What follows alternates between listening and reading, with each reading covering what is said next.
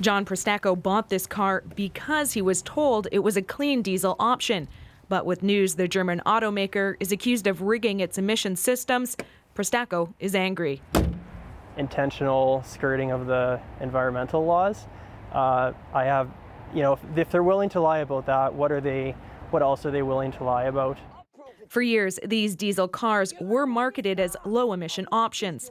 See how clean it is? But for researchers in the U.S., it just didn't add up. Evidence shows smog levels continue to grow in Europe, despite increased claims of clean technology, and that prompted a U.S. group to run road tests. Its results showed Volkswagen emissions of nitrogen oxide were up to 40 times higher when samples were collected from cars on the road compared to those in the lab. The Environmental Protection Agency in the U.S. challenged Volkswagen to explain the difference. It took a year, but the company eventually admitted deceit to the EPA.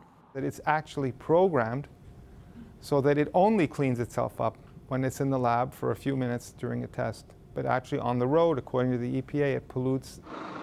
Volkswagen planted software in certain models that rigged emission control systems to only kick in during lab testing, so the cars would meet standards. But on the roads, those emission controls were shut down. Emissions would rise to their true levels while giving the vehicle more power and speed.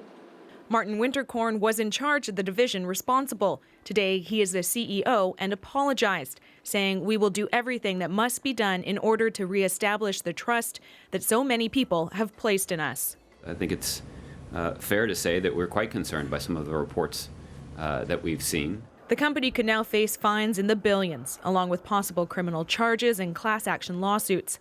In today's trading, the company's stock plunged, losing more than 21 billion Canadian dollars in value.